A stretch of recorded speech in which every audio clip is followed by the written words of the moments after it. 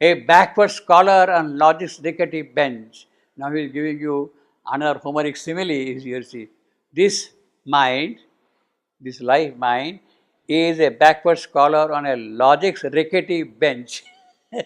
So you imagine a school room, and the scholar is sitting on a rickety bench, shaking and all that thing. That is how this mind is sitting here, indoctrinated by the erring sense. So he has already been indoctrinated by the erring sense.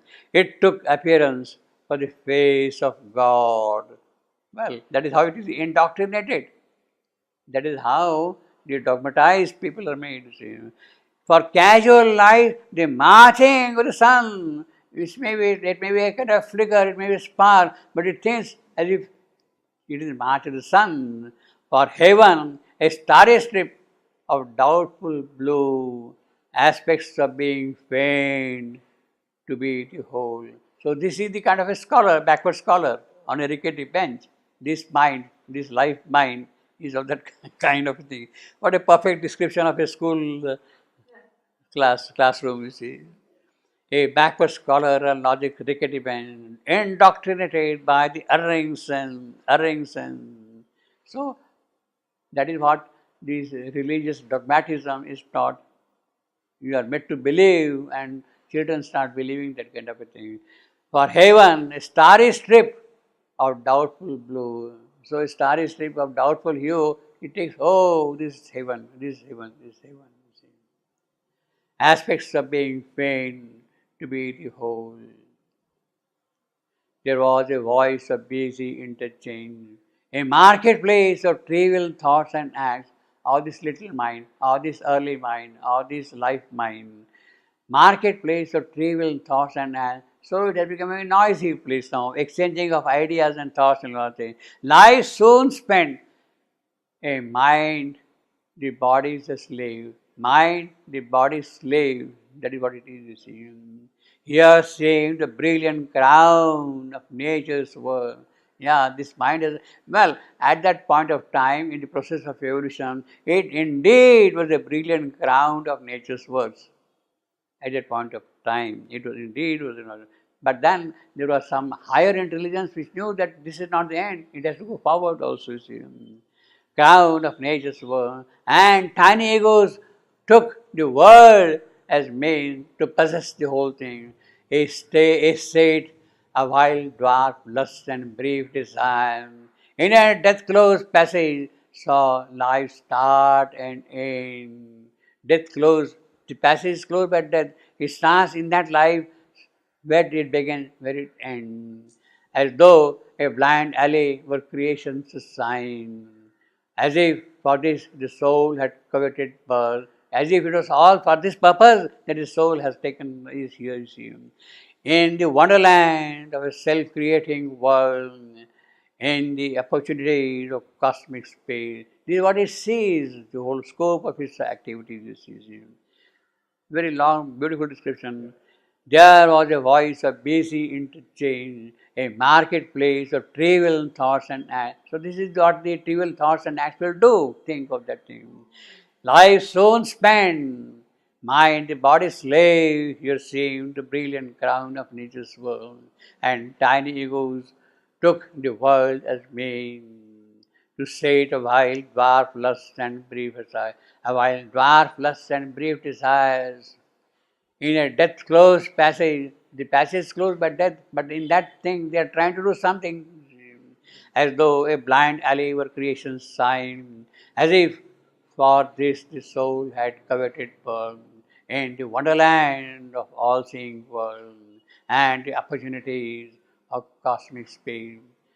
This creature, passionate only to survive, this life mind, passionate only to survive, somehow it must survive, live, because of the death present there.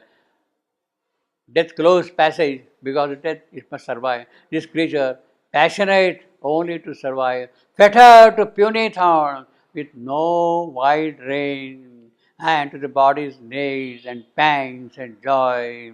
This fire, growing by its fuels, increased by what it sees and made its own. It gathered and grew and gave itself to none. It gathered and grew and gave itself to none. It gathered, I am, and grew and appeared and gave and appeared itself and appeared. Sorry, I am, yeah, you see. The first is I am, the second is an appears, others are I am. You see. It gathered and grew and gave itself to none. See again the G alliteration was line. Fettered to puny thoughts with no wide range. Well, this life mind is tied to life instincts, life principles and all that thing. It has only small little thought. It cannot really see. Now this is possible for us to see because we are seeing something beyond this life mind. And the body's needs and pangs and joys, that is all it wants. What the body needs, it is only surviving. It is only serving that cause. This fire growing by its fuel. This is a very peculiar line. This fire growing by its fuel. Now here, fire is disyllabic. Fire, it's not fire. The fire, this fire is growing by its full death. Then only it becomes iambic, it becomes pentametric, you see.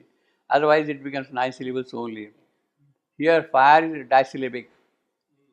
Fire, desire, desire, 3 syllables, desire. Normally we say desire, 2, but it is sometimes desire. Inspire, 3 syllables. We take only 2, inspire, but it is 3 syllables also. So you have to see the language and the context also.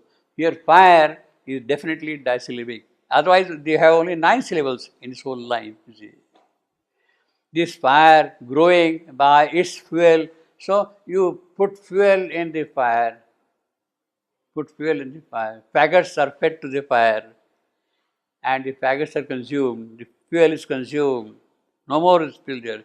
And then at that time, there is a sudden burst of a flame. When the last food is killed, there is sudden, this fire growing by its fuel to death. So the fuel has disappeared now completely. The fire has consumed all the fuel completely. But in that process, it has given rise to a big blaze. See what happens on on your bonfire. It keeps on feeding and suddenly it bursts out openly. You see. This fire, yeah. It's also life, devouring life. It's devouring, yeah. So, This fire is devouring fuel. Yeah. It is You fire are of feeding life. fuel. It is fire of life, no? Mind of light. Fire of life. Fire. This fire is Fire. fire of life. Fire is growing because see fire is because this fuel, now when the fuel is getting exhausted, then suddenly there is a kind of a burst of flame. Yeah. Sri Aurobindo mentioned self-devouring life. Self-devouring? Life. In the life divine. Life. Self-devouring life. Life. Yes. Here it is. This is. Here it is. Okay. Oh, that's wonderful. I did not know that. Self-devouring life. This is self-devouring life. Yes, exactly. This is Which self-devouring is life. what I wanted. Oh, I did not know that. It is a good thing. Self-devouring life. The faggot feeding the fuel. Faggot fuel. You see. This fire growing which fuels death. It happens very often. Suddenly, you sprinkle, you're cooking something, and you spray some spirit, cooking spirit, light a fire to make the whole thing warm. It blazes and goes away, it disappears. The spirit is gone completely, you see, in that process. Huge big flame will come up, you see. When you're cooking, with the help of the spirit sprinkled on that. Is it true or not? Yeah. Yeah. So you have got a big pan and you're cooking something, but you want to cover from the top also something. You put some spirit and then light the fire, and then it goes like that. See. Fire growing by its fuels to death, you see. Increased by what it sees and made its own. Same thing, life devouring, you see here, fire. It gathered and grew and gave itself to none. Only it hoped for greatness in its den, its own greatness, and pleasure and victory in small fields of power, and conquest of life room for self and kin, for my friends, my family, well, it wants something that you see. An animal limited by feeding space. Feeding space. So the animal is in a certain field and it is limited by that. It knew not the immortal in its house.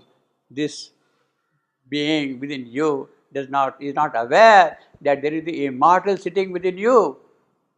Amartyam Marteshu Advaita. There is the immortal in the mortal, and we are not aware of that immortal in us sitting here. See, it knew not the. So, although we have got a very highly developed mind, still we are not really aware that there is the immortal sitting within us. What's the use of that mind then? Now, here, this is at a very, very early stage of mind, you see. But that immortal, capital M, the divine fire is there. Divine Agni is present even at that point there, you see. Divine Agni is there. It knew not the immortal.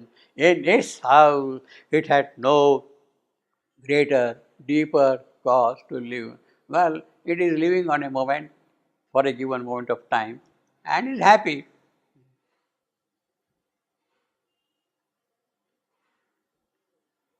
In limits only, it was powerful. Well, acute to capture truth for outward use. Acute, very keen, very eager, very anxious to capture truth for outward use. Yes, it is very keen to capture truth. For what purpose? For outward use. You want knowledge. For what purpose? To make your life comfortable. Consumerism, grow. You want this luxury, you are that comfort, that thing, that.